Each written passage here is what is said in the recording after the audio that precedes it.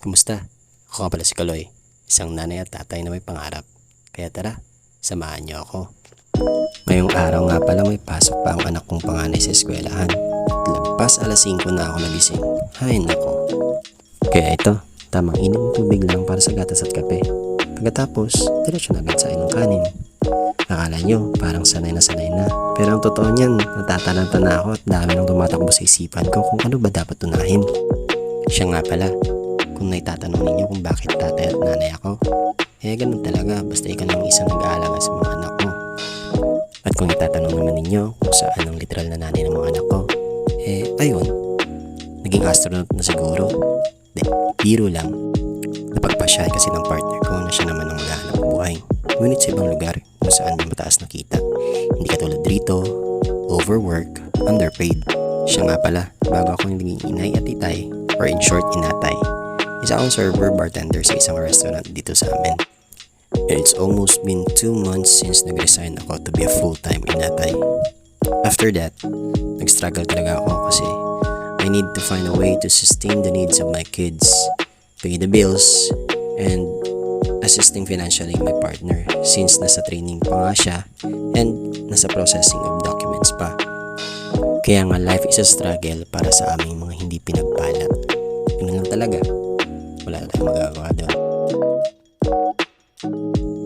Maliwanag na sa labas, kailangan ko nang gisingin ang panganay kong anak.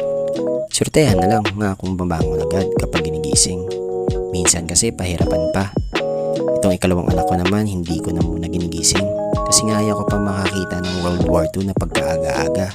Kaya stay put na muna siya rito. Tamang timpla lang ng kape, panimula ng kay gandang umaga. Pandagdag ka ba kapag nakita ka? Sheesh! Pagtitimpla ko na rin ang mga anak ko ng gatas. Itong isang pakete, pinaghatian pa nila kasi nga, nakabudget muna ako ngayon. Ito rin ang gatas nila kasi ito ang nakasanayan ng mga tiyan nila. At hindi nagkakaberya. Wala nang iba Ang ibang brand ayaw na rin. Kaya Birch Tree, baka naman. Tuwing umaga merong iniinom ng mga gamot ang dalawa kong anak. Maintenance nila ito for 6 months. Nung una parang ayaw ko pa silang patingnan sa doktor kasi nga takot ako sa kung anong magiging resulta. Ngunit dahil ang nanay ko ay mapilit at sobrang higpit, napilitan ako. Shoutout nga sa iyo, ma. So ayan, ito ang kinahantungan. Pero pasalamat na rin ako dahil hindi na sila naging sakitin. Di tulad ng dati, halos buwan-buwan bumabalik ang sakit nila. Itong panganay ko ang pinakamahirap pa inumin ba naman ng gamot. Minsan malalagas ang buhok mo sa kakapilit sa kanyang uminom. Pero titiisin ko ang ganitong sistema araw-araw basta si kakabuti lang ang kalusugan nila. Sa pagkarami-rami ba naman ang pwedeng mamanahin sa akin, itong pang pagiging masakitin ang nakuha nila. Sa mga oras na ito, gagawa na ako ng toasted bread. Parang early merienda nila, ihalo nila sa gatas nila. Ito ang pinakapaborito ng mga anak ko. Parang hindi kumpleto yung araw pag walang ganito.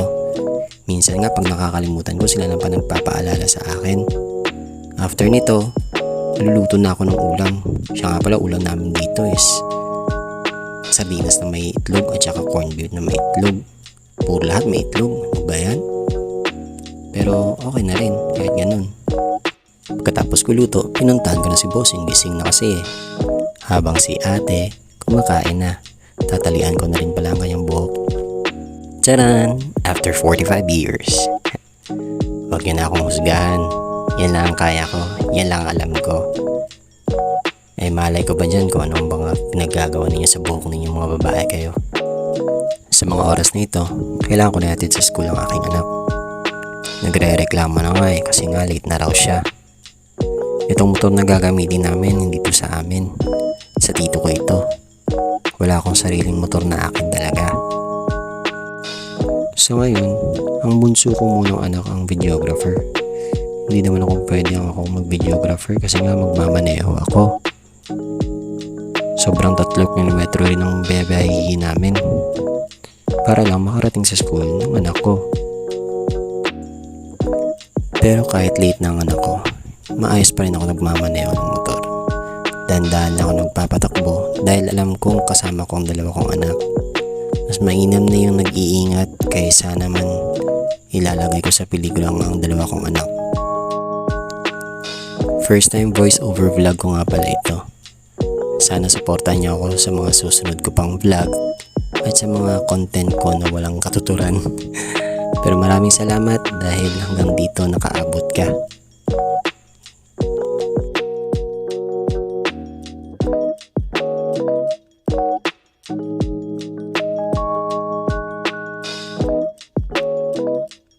At heto na nga, nakaabot na rin tayo sa school ng aking anak. Ito na ang last destination for my early morning routine. Ito ang araw-araw kong ginagawa kapag may klase ang anak ko. So, salamat sa panonood. See you on my next vlog. Bye-bye!